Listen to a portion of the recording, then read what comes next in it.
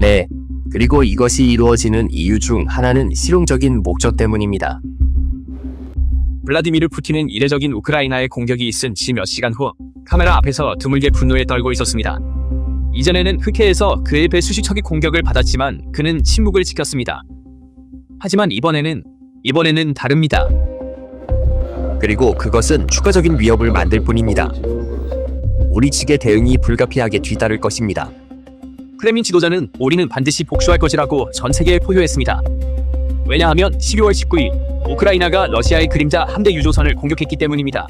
우크라이나는 흑해를 넘어 작전 범위를 확장했고 해협을 건너 2000km 떨어진 지중해까지 작전을 수행했습니다. 공격의 목표였던 캔딜 유조선은 서류상으로는 러시아 석유를 운반하는 수백 척의 평범한 그림자 함대 선박 중 하나에 불과해 보였습니다. 그렇다면 푸틴을 그토록 두렵게 하고 그토록 미치게 만든 것은 무엇이었을까요? 정보 보고서와 저희가 여러분께 제시할 증거는 푸틴의 분노와 그에게 훨씬 더 끔찍한 진실을 속삭입니다. 왜냐하면 우크라이나는 그 배의 화물을 노린 것이 아니었기 때문입니다. 우크라이나는 그 배와 그 배의 승객을 노리고 있었습니다. 이 선박을 러시아 군사정보국 지하류의 최정예 요원들과 의혹에 따르면 그 최고위 장성이 탑승한 떠다니는 유령 스파이 기지였습니다. 그리고 전해지는 바에 따르면 그 불길 속에는 크렘린에서 가장 두려워하는 이름, 푸틴의 유령 장군인 안드레이 아베리아노프가 있었습니다. 이것은 확인되지 않은 주장처럼 보일 수 있습니다. 하지만 사건 직후 푸틴의 연설에서 느껴지는 긴장감과 그의 복수 맹세는 손실이 단순한 유조선 이상이었음을 절규하고 있습니다. 먼저 이 유령 장군에 대해 알아보겠습니다. 왜냐하면 이 남자가 누구인지 이해하지 못하면 푸틴이 왜 그렇게 화가 났고 무엇을 이뤘는지 이해할 수 없기 때문입니다. 안드레이 아베리아노프는 일반적인 군인 명단에서 찾을 수 있는 이름이 아니기 때문에 여러분에게는 생소한 이름일 수 있습니다.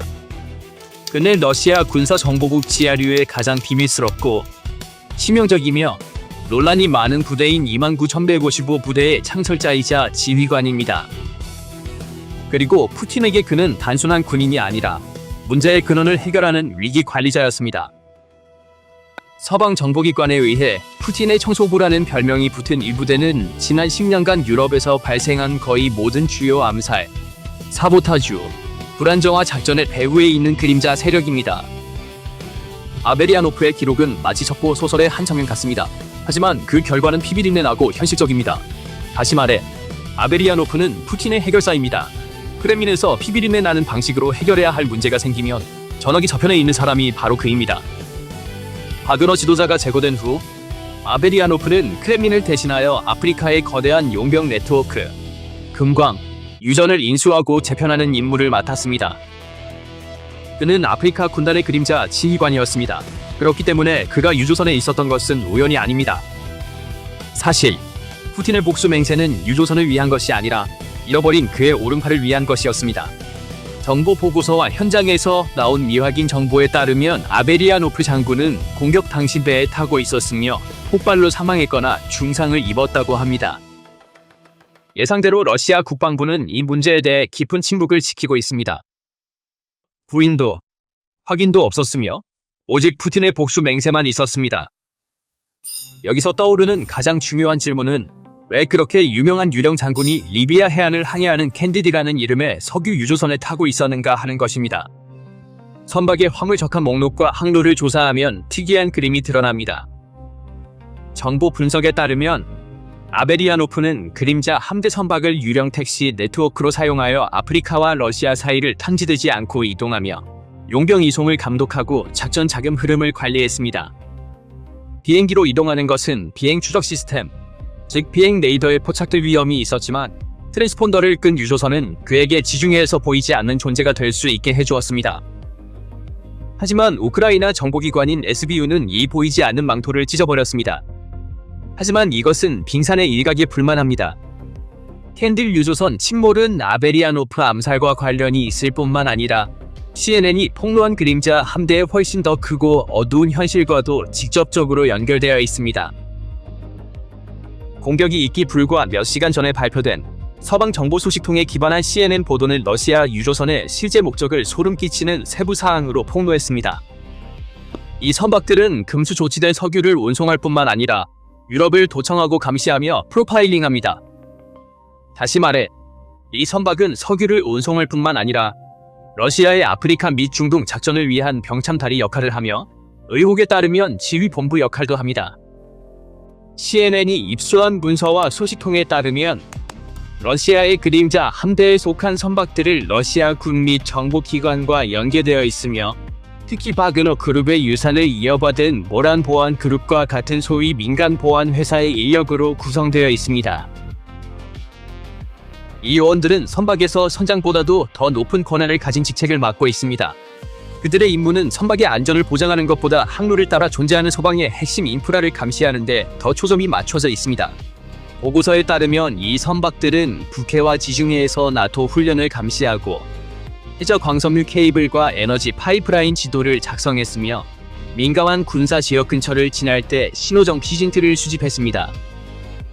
예를 들어 9월 덴마크 해역을 항해하던 보라카이라는 러시아 유조선은 그곳에 공군기지 상공을 비행한 미확인 드론과 같은 시각에 같은 지역에 있었고 이를 정보당국은 의심스러운 연계 정황으로 주목했습니다.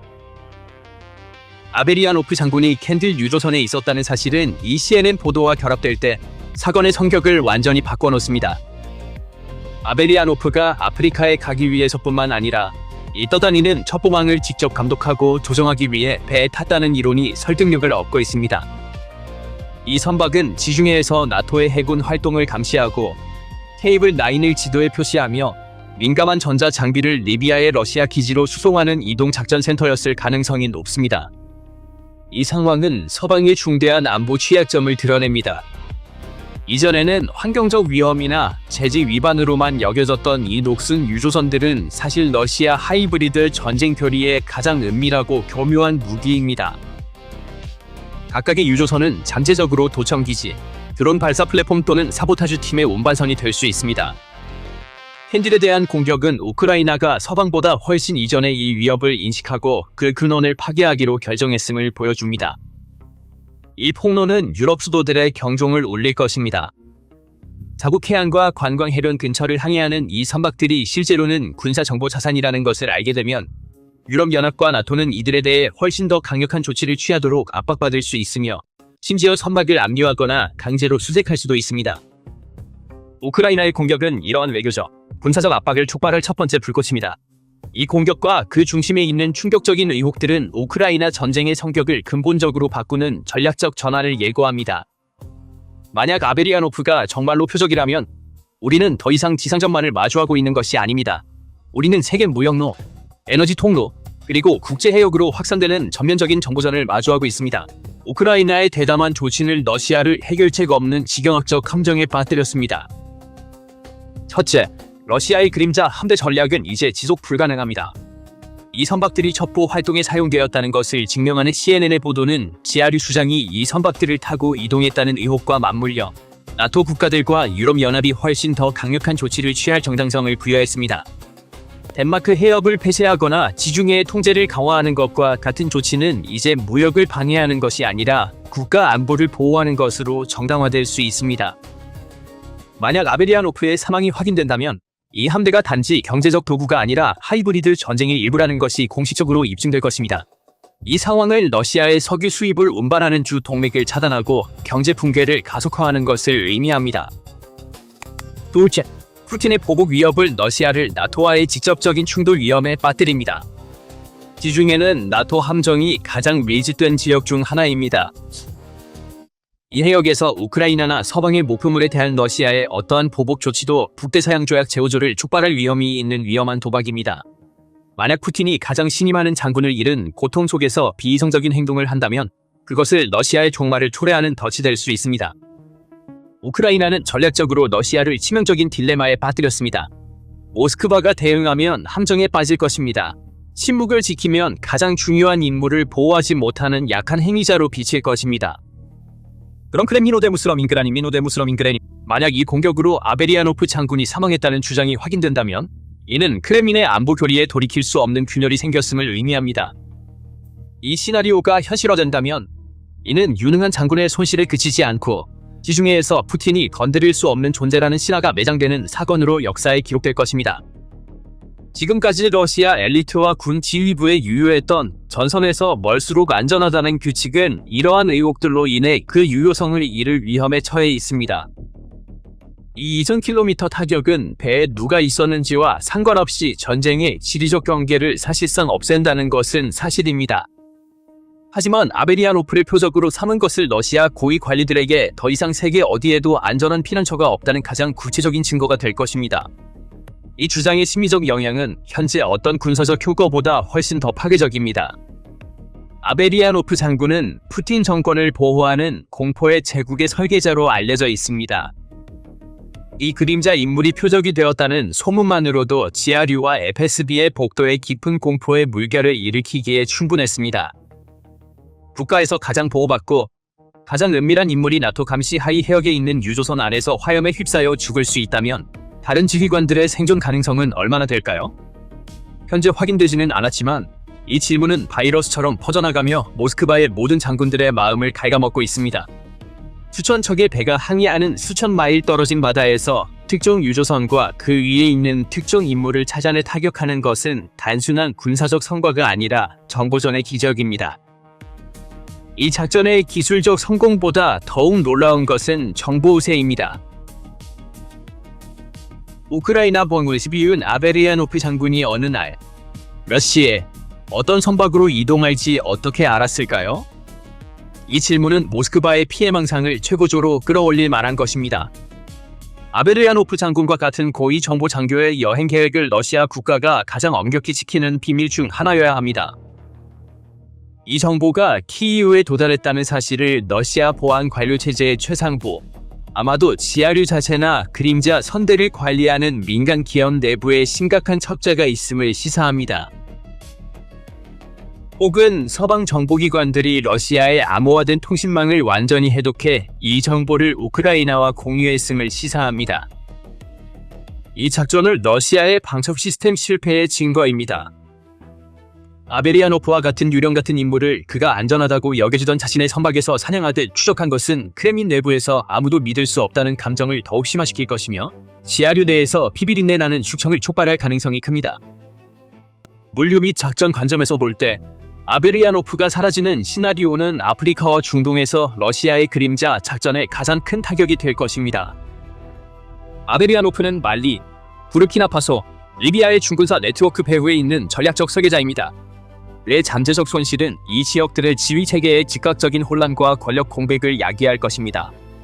아프리카에서 러시아의 자원 흐름과 군사적 영향력은 아베리아노프의 개인적인 인맥과 작전 능력에 크게 의존하고 있습니다. 지도자를 잃으면 이 구조는 우크라이나 정보기관과 서방 기관들의 조작에 취약해질 것입니다. 이 공격을 러시아-우크라이나 전쟁의 지리적 경계를 돌이킬 수 없이 바꾸어 놓았습니다. 전쟁은 더 이상 돈바스의 참호나 흑해의 바다에 국한되지 않습니다. 우크라이나는 러시아의 세계적 이익이 있는 곳이라면 어디든 지중해, 어쩌면 내일은 발트해나 아프리카 해안까지 전쟁을 끌고 갈 의지와 능력을 보여주었습니다. 푸틴에게 이 상황은 전략적 체크메이트 상황입니다. 러시아 경제는 석유 수출에 의존하고 있으며 이 수출의 상당 부분은 그림자 선대를 통해 해상으로 이루어집니다. 우크라이나가 전 세계 어디에서든 러시아 유조선을 타격할 수 있음을 증명했다면 이는 러시아 석유 운송의 보험 비용을 천문학적인 수준으로 끌어올릴 것입니다. 어떤 선원도 언제든지 폭파될 위험이 있는 배에서 일하고 싶어 하지 않을 것이며 이는 인력 위기와 반란 위험을 초래할 것입니다. 푸틴이 12월 19일 연설에서 보인 이례적인 분노는 이러한 주장을 뒷받침하는 가장 큰 정황 증거로 읽힐 수 있습니다. 평범한 유조선에는 그렇게 가혹하게 반응하지 않았던 크렘린의 태도는 내부적으로 큰 손실이나 보안 침해가 발생했음을 인정하는 것과 같습니다. 흑해 함대가 항구에 갇힌 데 이어 지중해에서 발생한 이 사건은 모스크바를 세계적인 강대국에서 자국 해안에 국한된 지역 행위자로 전락시키는 과정을 가속화하고 있습니다. 이 공격은 또한 서방에 대한 메시지이기도 합니다. 우크라이나는 장거리 미사일, 타우러스, 토마호크를 안 줘도 우리는 우리만의 기술과 방식으로 적의 신정부까지 전쟁을 옮길 수 있다고 말한다. 이것은 키이우가 전략적 자율성을 선언하고 전쟁의 운명을 스스로의 손에 쥐는 것입니다. 러시아의 불가침 신화는 지중해에서 캔드 유조선과 함께 가라앉았습니다. 이것이 정보의 힘입니다. 이것이 기술의 승리입니다. 그리고 가장 중요한 것은 이것이 러시아의 긴 팔이 잘렸다는 선언이라는 것입니다. 이제 전쟁은 어디에나 있습니다. 그리고 푸틴에게는 더 이상 세계 지도상의 안전한 바다나 항구가 남아있지 않습니다. 그렇다면 여러분은 우크라이나의 글로벌 그림자 전쟁 전략이 러시아 경제와 군사 구조를 붕괴시킬 수 있다고 생각하십니까? 아니면 푸틴이 이 움직임에 훨씬 더 강력한 반격으로 대응할 것이라고 생각하십니까? 댓글로 여러분의 생각을 공유해주세요. PPR 글로벌의 최신 독점 분석에 대한 정보를 계속 받으시려면 구독하시고 알림 설정을 잊지 마세요. 선택해주셔서 감사합니다.